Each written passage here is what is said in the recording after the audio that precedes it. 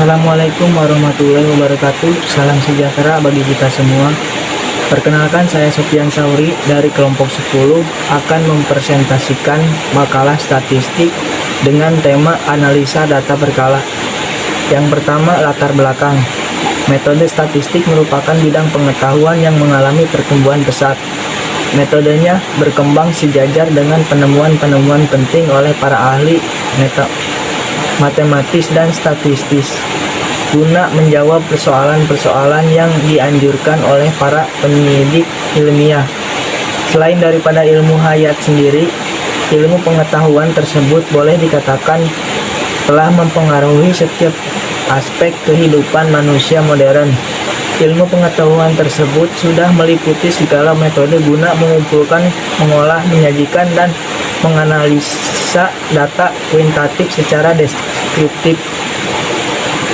Croughton dan Cowden berpendapat bahwa metode statistik terlalu memberi tekanan pada teknik mengumpulkan, mengolah, menyajikan, menganalisa, dan kuantitatif secara deskriptif agar dapat memberi gambaran yang teratur tentang suatu peristiwa.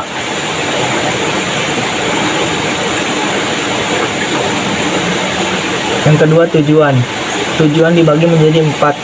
Yang pertama, pengertian deret berkala, penggolongan gerakan runtut waktu atau komponen deret berkala, ciri-ciri tren sekuler, dan yang terakhir, metode least square atau kuadrat terkecil.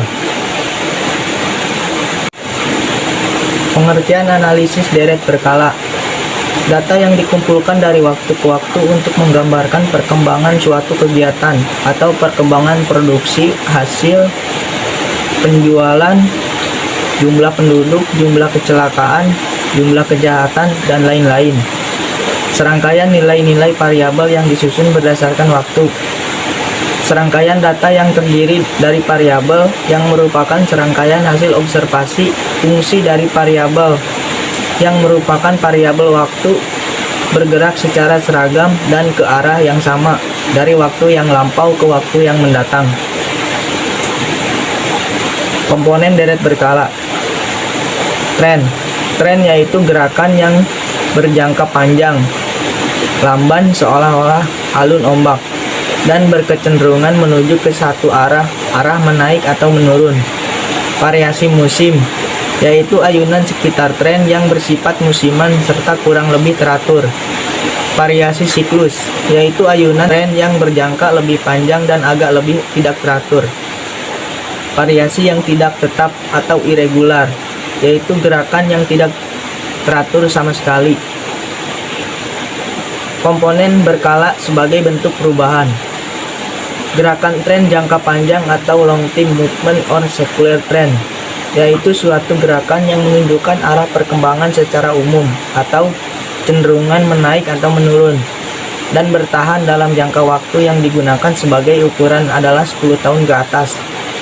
Gerakan siklis atau cycle movement or variation adalah gerakan atau variasi dalam jangka sekitar garis tren. Gerakan variasi musim atau seasonal movement or variation adalah gerakan yang berayun naik dan turun secara periodik di sekitar garis tren yang memiliki waktu gerak kurang dari 1 tahun, dapat dalam kuartal, minggu, atau hari. Yang terakhir, gerakan variasi yang tidak teratur atau irregular of random movement yaitu gerakan atau variasi yang kordis sifatnya. Faktor yang dominan dalam gerakan ini adalah faktor-faktor kebetulan, misalnya perang, pemogokan, bencana alam, dan lain-lain. Perkenalkan, nama saya Elvira Wulandari dengan NIM 11-2050. Ciri-ciri tren. Yang pertama, tren sekuler. Perkembangan suatu kejadian, gejala, atau variabel yang mengikuti gerakan tren sekuler dapat disajikan dalam bentuk pertama, persamaan tren, baik persamaan linear maupun persamaan non-linear. Yang kedua, gambar atau grafik yang dikenal dengan garis atau kurva tren, baik garis lurus maupun melengkung. A. Metode tangan bebas atau freehand method. Penentuan garis linear secara bebas adalah penentuan garis linear tanpa menggunakan rumus matematis, dan garis tren yang dibuat secara bebas. B. Metode setengah rata-rata atau semi-average method. Pertama, kelompokkan data menjadi dua kelompok dengan jumlah tahun dan jumlah deret berkala yang sama. Yang kedua, hitung semi total tiap kelompok dengan jalan menjumlahkan nilai deret berkala tiap kelompok. Yang ketiga, carilah rata-rata hitung tiap kelompok untuk memperoleh setengah rata-rata atau semi-average. Yang keempat, untuk menentukan nilai tren linear untuk tahun-tahun tertentu dapat dirumuskan sebagai berikut. Y sama dengan A0 plus BX. C. Metode moving average atau rata-rata bergerak. Pertama, rata-rata bergerak sederhana. Cara menghitung nilai rata-rata bergerak yaitu membagi data menjadi dua bagian, menghitung rata-rata kelompok 1 K1 dan kelompok 2 K2. Menghitung perubahan tren dengan rumus B sama dengan dalam kurung K2 dikurang K1 tutup kurung buka tahun dasar K2 dikurang tahun dasar K1 tutup kurung. Lalu merumuskan persamaan tren yaitu Y sama dengan A plus BX. Lanjutan 2. Rata-rata bergerak tertimbang. Umumnya timbangan yang digunakan bagi rata-rata bergerak ialah koefisien binomial. Rata-rata bergerak per 3 tahun harus diberi koefisien 1,2,1 sebagai timbangannya. Prosedur menghitung rata-rata bergerak tertimbang per 3 tahun sebagai berikut. Pertama, jumlahkan data tersebut selama 3 tahun berturut-turut secara tertimbang. Yang kedua, bagilah hasil penjumlahan tersebut dengan faktor pembagi 1 plus 2 plus 1 sama dengan 4. Hasilnya diletakkan di tengah-tengah tahun tersebut, dan seterusnya sampai selesai. D. Metode kuadrat terkecil atau least square method. Metode ini paling sering digunakan untuk meramalkan Y, karena perhitungannya lebih teliti. Persamaan garis tren yang akan dicari ialah Y sama dengan A0 plus BX, A sama dengan dalam kurung sigma Y, tutup kurung atau N, B sama dengan dalam kurung sigma XY atau sigma X kali 2, dengan Y sama dengan data berkala atau time series sama dengan taksiran nilai tren. A0 sama dengan nilai tren pada tahun dasar. B sama dengan rata-rata pertumbuhan nilai tren setiap tahun. X sama dengan variabel waktu dalam kurung hari, minggu, bulan, atau tahun.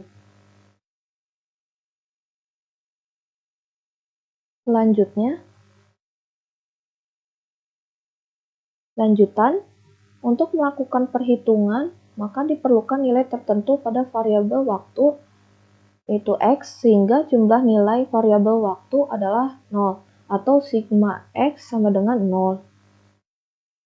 Untuk N ganjil, maka N sama dengan 2K plus 1, X, K plus 1 sama dengan 0.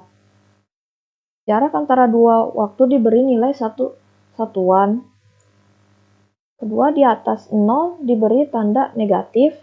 Yang ketiga, di bawahnya diberi tanda positif. Untuk N genap, maka N sama dengan 2K, X per 2, K plus, dalam kurung K plus 1, tutup kurung sama dengan 0. Jarak antara dua waktu diberi nilai dua satuan. Di atas 0 diberi tanda negatif, di bawahnya diberi tanda positif. Y sama dengan A plus BX plus CX kuadrat. Koefisien A, B, dan C dicari dengan rumus sebagai berikut. A sama dengan dalam kurung sigma Y, tutup kurung, dalam kurung sigma X kuadrat 4, kurang sigma X kuadrat Y dalam kurung sigma X kuadrat tutup kurung per N sigma X kuadrat 4 dikurang sigma X kuadrat 2 tutup kurung kuadrat. B sama dengan sigma XY per sigma X kuadrat. C sama dengan N dalam kurung sigma X kuadrat Y tutup kurung dikurang buka kurung sigma X kuadrat tutup kurung buka kurung sigma Y tutup kurung per N sigma X kuadrat 4 kurang sigma X kuadrat tutup kurung kuadrat.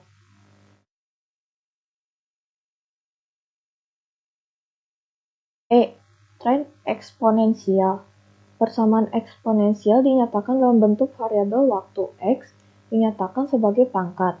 Untuk mencari nilai A dan B dari data Y dan X digunakan rumus sebagai berikut. Y sama dengan A dalam kurung 1 plus B tutup kurung X pangkat. ln Y sama dengan ln A plus X ln dalam kurung 1 plus B tutup kurung. Sehingga A sama dengan anti-in dalam kurung sigma ln Y tutup kurung per N. B sama dengan anti-in sigma dalam kurung X titik ln Y tutup kurung dikurang 1 sigma dalam kurung X tutup kurung kuadrat. Contoh 1. Untuk jumlah data ganjil. Ramalan jumlah tahun Indonesia pada Hotel Bintang 3 menurut provinsi. Tahun 2014 sampai 2020 di Jawa Barat. Metode least square.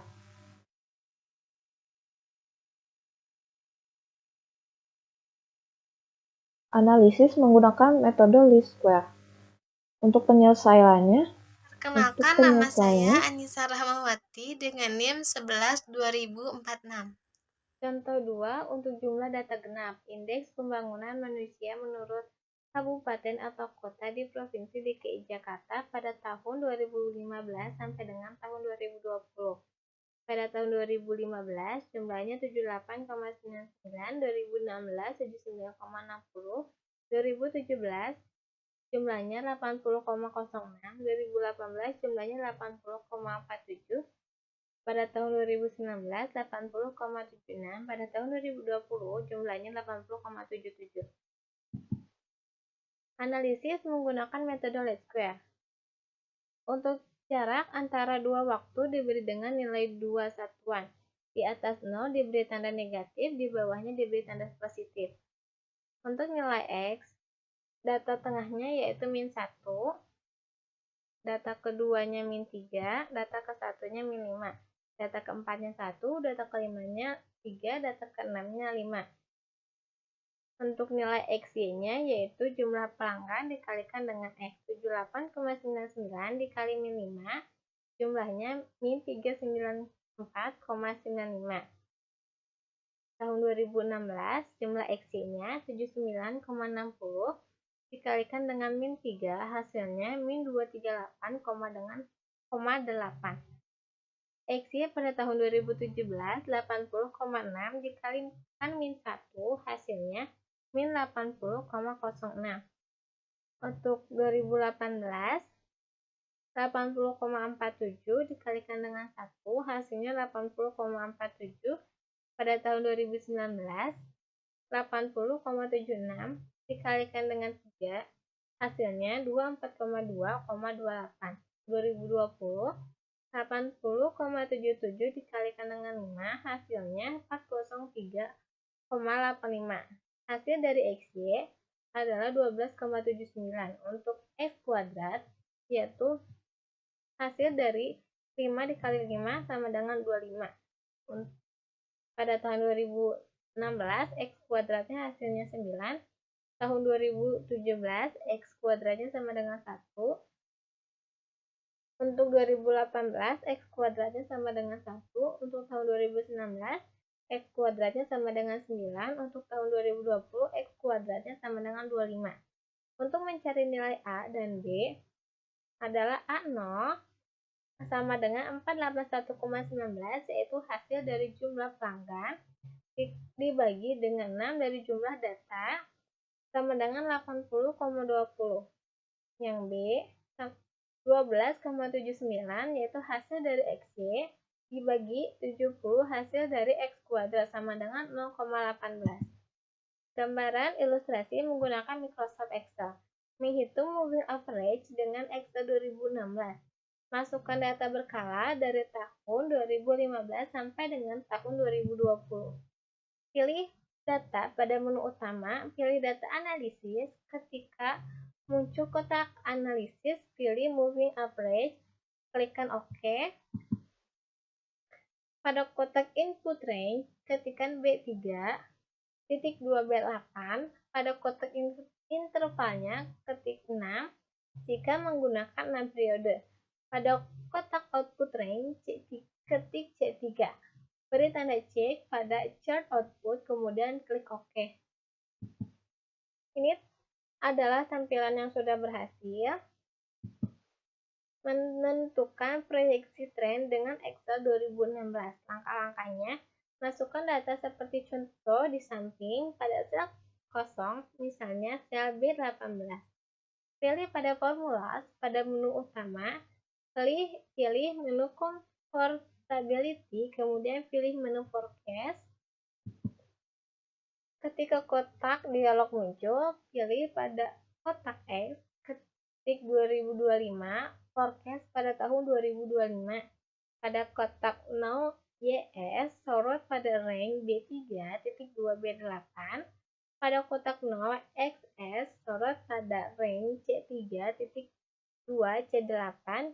Kemudian klik OK.